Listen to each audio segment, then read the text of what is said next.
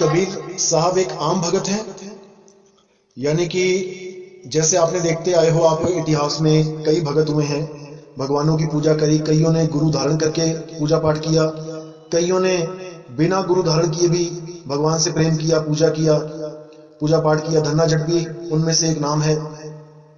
क्या कबीर साहब भी ऐसे ही एक आम इंसान थे, एक आम भगत थे जो निराकार भगवान की पूजा करते हैं? क्योंकि गुरु ग्रंथ साहब में कई जगह बताया गया है कि कबीर साहब निराकार की पूजा करते थे और वो भगत थे, दास थे। तो बहुत अच्छा सवाल है, इसके बारे में मैं बहुत विस्तार से बताऊंगा। देखो जी, सबसे पहले तो एक चीज समझ लो कि कोई भी महापुरुष है, कोई भी, वो अपने आप को दास ही कहता है, क्योंकि वो परमात्मा का कार्य करने आया है। यहां वो अपनी वाहवाही करवाने नहीं आया, वो अपने नाम का डंका बजाने नहीं आया, वो परमात्मा के द्वारा दिया हुआ कार्य को संपूर्ण करने आता है। और जब स्वयं परमात्मा ही आता है एक मनुष्य चोला धारण करके, तब वो अपने आप को कभी भी जाहिर नहीं करता कि मैं कौन हूं। वो अपने आप को दासों का दास, लाला गोला कहलाता है। जैसे हमारे प्रधानमंत्री अपने आप को कई बार भाषण देते हुए चौकीदार कह देते हैं कि मैं देश का चौकीदार हूं, तो वो उनका एक भाव होता है कि मैं आप लोगों का सेवादार हूं, मैं इस देश का सेवादार हूं। लेकिन अगर कोई मूर्ख ये सोच के प्राइम मिनिस्टर ऑफिस में चले जाए, पीएमओ वहां चला जाए और बोले कि मैं चौकीदार से मिलने आया हूं, वो तो चौकीदार है, वो तो भाषण में कहता है कि मैं चौकीदार हूं, और तुमने उनको प्रधानमंत्री बना रखा है। अगर ऐसा कोई बेवकूफ वहां जाके ये बातें बोलेगा तो उसको सब मूर्ख ही कहेंगे। वो अपने आप को कुछ भी बोल सकते हैं, वो कुछ भी बोल सकते हैं अपने आप को, लेकिन हम नहीं बोल सकते, हम नहीं बोल सकते। कबीर साहब क्या चीज हैं ये जगत जानता है, ये हर संत जानता है। संतों की वाणियों में कबीर साहब के बारे में इतना कुछ लिखा है। तो कई लोग कहते हैं कि नहीं, ये सब मिलावटी वाणियां हैं। अरे भाई, क्या सब संतों को केवल कबीर साहब ही दिखाई दिए थे कि उनके नाम की मिलावट करनी है? किसी और संत के नाम पे मिलावट क्यों नहीं हुई? किसी और संत का नाम क्यों नहीं लिया गया? केवल कबीर साहब के नाम पे ही हर चीज हुई। कभी उन्हें ब्राह्मणी का पुत्र बना दिया गया। अरे उस ब्राह्मणी का नाम तो पता कर लो। जब उन लोगों को पता ही था कि ये ब्राह्मणी का पुत्र है, तो भाई उसी वक्त पता करना चाहिए था कौन सी ब्राह्मणी का पुत्र है। कुछ लोग कहते हैं कबीर साहब के माता पिता नीरू नीमा थे, जुलाहे थे, वहां पे भी खंडन किया गया। कुछ लोग कहते हैं कि कबीर साहब की बीवी थी माता लोई। अरे भाई, तो माता लोई उनकी बीवी थी, तो उनकी बीवी के पापा का, मतलब पिताजी का, माताजी का कोई नाम तो बता दो। क्यों आज तक कोई नहीं बता पाया? माता लोई का गांव तो बता दो, कौन से गांव से उनकी पत्नी थी। राम जी का इतिहास पता है, राम जी के दादा परदादा सबके नाम पता है। विष्णु जी का पूरा इतिहास पता है, कौन कौन से युग में आते हैं। सारे 10 गुरुओं का इतिहास पता है, कौन कौन सी माता जी हैं, उनके पिताजी का क्या नाम है, उनकी माता का क्या नाम है, उनके बच्चों का क्या नाम है, सबका इतिहास है। केवल कबीर साहब का इतिहास नहीं मिलता किसी को। इसके पीछे बहुत बड़ा राज है। उस राज को जो समझ जाता है उसका बेड़ा पार हो जाता है। और जो कबीर साहब को एक आम भगत मानता है, वो बेचारा इसी जन्म मरण में उलझा रहता है। मेरे कहने का मतलब ये नहीं कि आप परमात्मा कबीर साहब को मान के उनकी पूजा करना शुरू कर दो, बिल्कुल नहीं। कबीर साहब के बताए हुए सिद्धांत पे चलना है कि कबीर साहब ने क्या बताया, मुक्ति के लिए क्या जरूरी है, इस पे चलना है। अगर ये सिद्धांत आपको समझ में आ जाता है, फिर समझ लो कि आपको 84 में आपको जन्म मरण में डालने वाला कोई नहीं। और अगर ये सिद्धांत नहीं समझ में आता है तो आपको दोबारा आना ही पड़ेगा। और कोई कहे कि बिना गुरु के सिद्धांत समझ में आ जाएगा, भैया वो भी नहीं आने वाला, कभी नहीं आएगा। क्योंकि कबीर साहब का इस दुनिया में आने का मकसद ही ये था कि गुरु परंपरा को अटल बनाना है। और गुरु ही नहीं, सतगुरु परंपरा को। सतगुरु, गुरु तो बहुत हैं, गुरु तो सतयुग द्वापर त्रेता में गुरु ही गुरु हैं, जहां भी नजर मार के देख लो। लेकिन सतगुरु जो शब्द है वो कबीर साहब के द्वारा ही लाया गया इस दुनिया में। सतगुरु यानी सच्चा गुरु, क्योंकि किसी भी काल में किसी भी धर्म में गुरु को झूठा नहीं बोला गया। जब कोई झूठा है ही नहीं तो सत्य यानी सच्चे गुरु का नाम कहां से आ गया भाई? जैसे सूर्य एक है तो कभी कोई नहीं कहता कि सच्चा सूर्य, आज सुबह सच्चा सूर्य निकला, सूर्य तो एक है। कोई नहीं कहता आज सच्चा चांद निकला, चांद तो एक है जो हमें दिखाई देता है। लेकिन गुरु अनेक हैं। राम जी के भी गुरु हैं, कृष्ण जी के भी गुरु हैं, सबके गुरु हैं, लेकिन सतगुरु कोई नहीं है। उस सतगुरु की परंपरा को चालू करने के लिए, चलाने के लिए स्वयं सतपुरुष शब्द गुरु एक इंसानी चोले में आया। उसी को बंदी छोड़ कबीर साहब कहा जाता है, जो आके रामानंद जी के पास रहे और रामानंद जी के पास रहते हुए उन्होंने गुरु जी को भी ज्ञान दिया और सब चेलों को भी ज्ञान दिया। वो ज्ञान कहां से आया उनके पास? जब उन्होंने गुरु धारण कर ही लिया रामानंद जी को, तो इसका मतलब कि उनके पास पहले ज्ञान नहीं था, तभी तो गुरु धारण करेंगे। लेकिन गुरु धारण किया है तो गुरु को ही समझाने लग गए, ऐसा कैसे हो सकता है? क्योंकि भाई वो पूर्ण थे, वो एक रोल प्ले करने के लिए आए थे, यहां पे लीला करने के लिए आए थे, गुरु परंपरा को अटल बनाने के लिए आए थे। जहां पे उन्होंने बहुत कुछ बोला गुरुओं के बारे में कि गुरु मेरे सभी बड़े अपनी अपनी ठौर, शब्द विवेकी पारखी सो माथे का मोर। कौन है वो शब्द विवेकी पारखी? अरे वो भी तो गुरु ही है, उसी को तो सिर पे बैठाना है। शब्द विवेकी पारखी यहां गुरु परमात्मा के लिए नहीं बोला कि परमात्मा शब्द का विवेक करेगा। अरे वो तो स्वयं शब्द है, शब्द का विवेक तो हमने करना है, गुरुओं ने करना है। और जब शब्द विवेकी गुरु आपको मिलेगा तब आपका कल्याण होगा। और इस दुनिया में एकमात्र शब्द विवेकी पारखी गुरु कौन है? वो स्वयं बंदी छोड़ है, जो अपना ही ज्ञान देने आते हैं, शब्द का ही ज्ञान देने आते हैं। वो अपनी जय जयकार करवाने नहीं आते कि मेरी जय करो मैं तब खुश होऊंगा। वो खुश होते हैं जब आप शब्द को ग्रहण करते हो, और वो दुखी तब होते हैं जब आप शब्द की महिमा को जान नहीं पाते हो और इस जन्म मरण रूपी चक्की में पिस जाते हो। इसीलिए बोला गया कि चलती चक्की देख के दिया कबीरा रोए, और दो पाटों के बीच में साबुत बचाना कोई। अब ये दो पाट की चक्की चला कौन रहा है जिसको देख के कबीर साहब रो रहे हैं? इस पे विचार करना है। क्या जरूरत है ये चक्की चलाने की? किसको पीसा जा रहा है? कौन चला रहा है ये चक्की? जब तक इसका ज्ञान नहीं हुआ, जब तक आप इस चक्की चलाने वाले से बच नहीं सकते। इतना याद रखना। कौन चला रहा है ये चक्की? मन और माया मिलकर चला रहे हैं। इसी को ज्योत निरंजन कहा जाता है। ज्योत यानी ज्योता वाली माता आदि माया, और निरंजन यानी अलख निरंजन। यही मन और माया की चक्की सदा सदा से चल रही है। जब तक इस मन और माया को आपने पहचान नहीं लिया सही से, जब तक आप इसको त्याग नहीं सकते। अगर आपने सांप को रस्सी समझ के पकड़ लिया है तो आप उसको छोड़ोगे नहीं, लेकिन जब आपको बोध हो जाएगा कि भैया ये रस्सी नहीं ये सांप है, फिर आप उसको पकड़ोगे भी नहीं। तो ये बोध कौन कराएगा?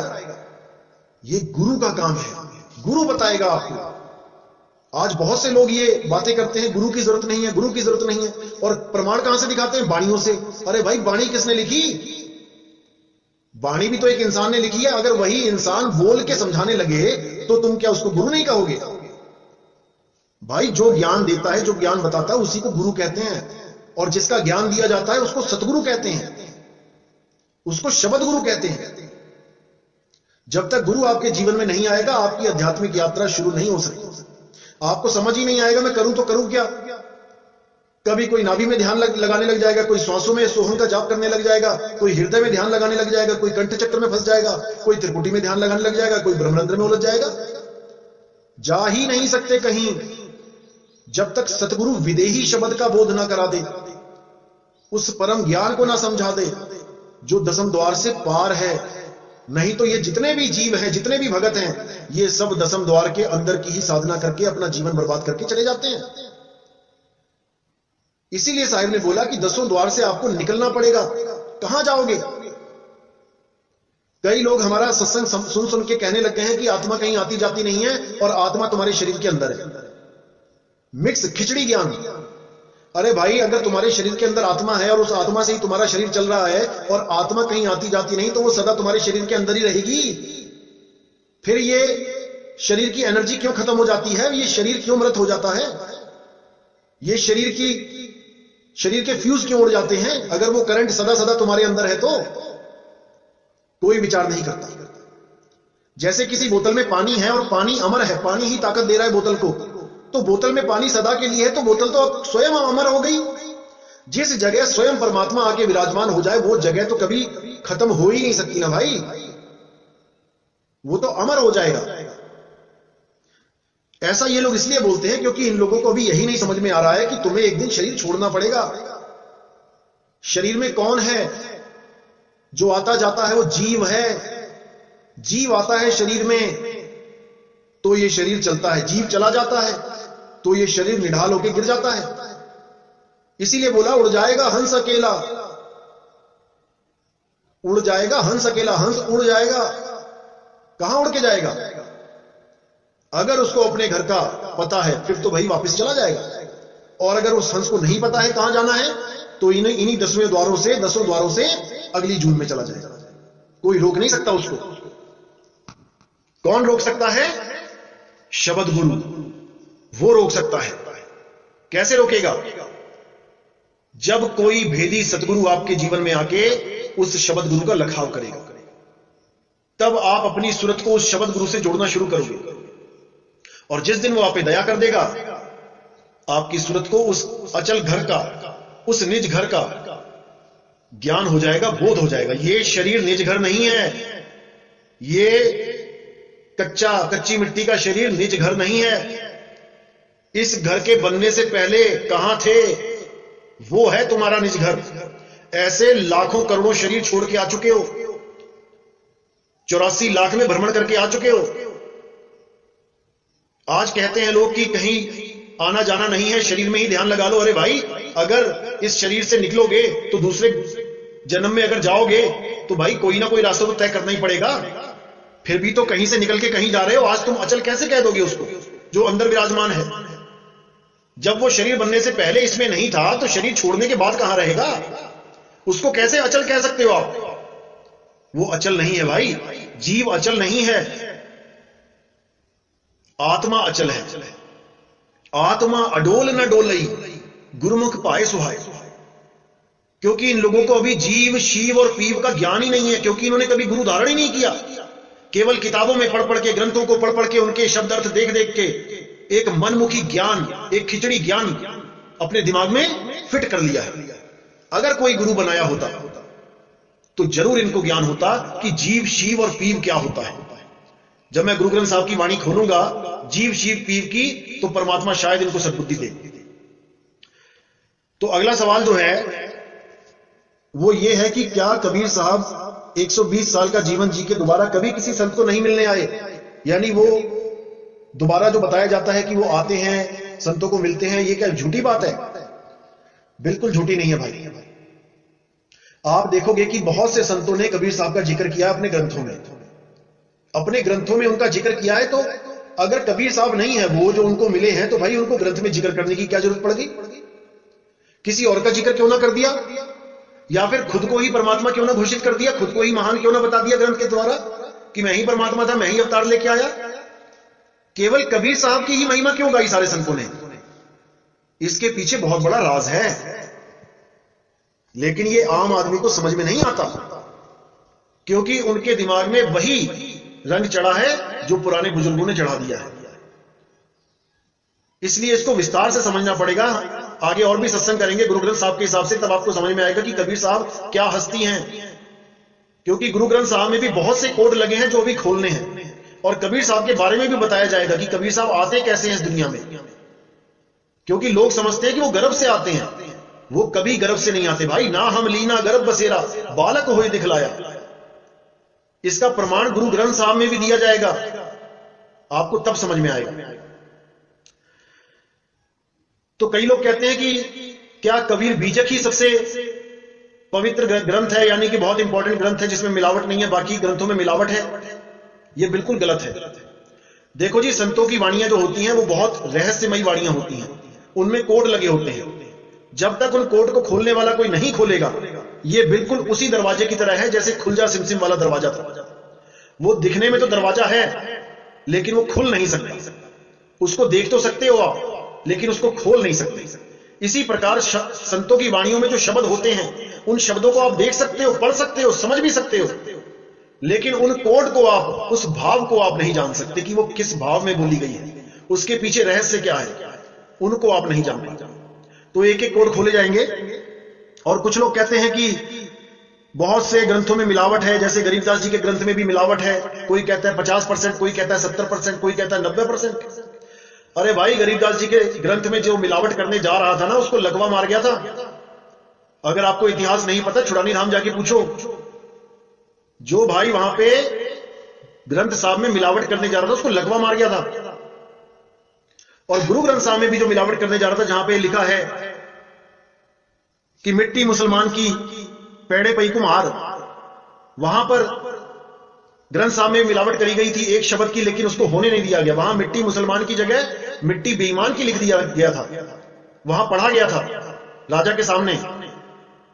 तो उस सिख भाई का नाम ही काट दिया गया सिखों में से कि ये हमारा गुरु सिख नहीं है, इसने मिलावट करने की कोशिश करी। इसी प्रकार संतों की वाणियों में मिलावट नहीं होते, गुप्त भेद होते हैं जिनको समझा जाता है। तो अगला सवाल है,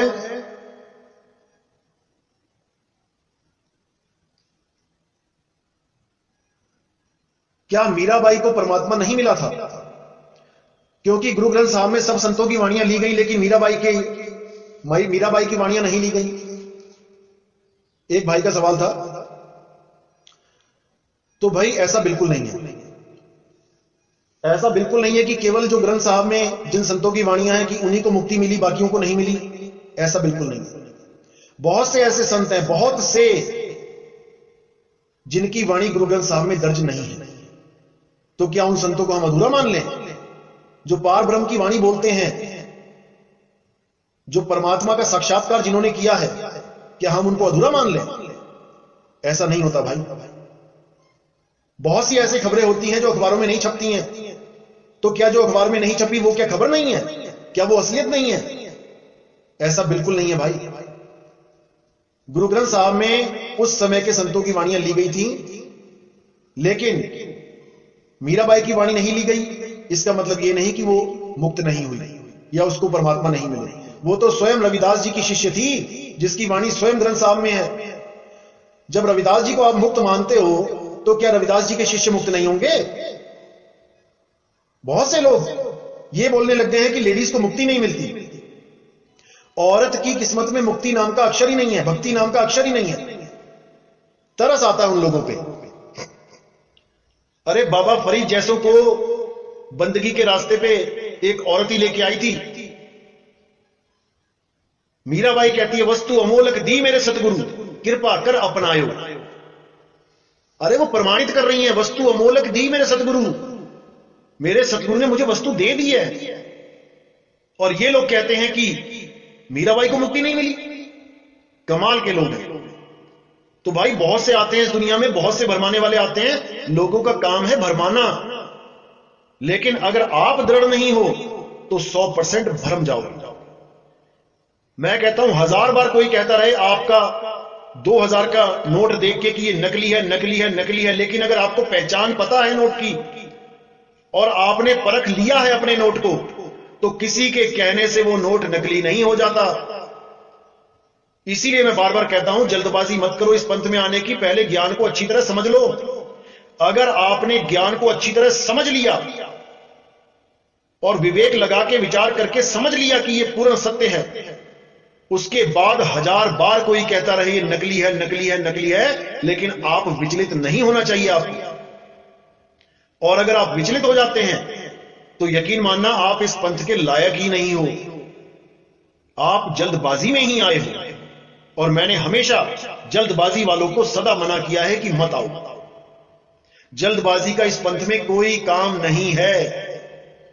देर आओ, दुरुस्त आओ, पक्के पैर आओ, पक्का घड़ा होके आओ। कच्चे घड़े में पानी नहीं टिकता। फूट जाओगे, कोई फायदा नहीं होगा। तो अच्छी तरह समझना है, एक एक चीज को, हर चीज पे विचार करना है। सत्य सत्य का निर्णय आपने करना है, कोई और नहीं आके निर्णय करके देगा कि ये सत्य है या असत्य है। आपको परमात्मा ने बुद्धि विवेक बख्शा है, आपने पूरी लगन से, पूरे विवेक से हर चीज को समझना है, क्योंकि ये एक जन्म है आपके पास, ये बार बार नहीं मिलेगा। कोई कहे बार बार मिल जाएगा, ऐसा नहीं है। एक बार ये जन्म मिला है, इसी में हमने बाजी मार दी है। अगर इसमें बाजी हार गए तो भाई 1,84,000 में जाना पड़ेगा।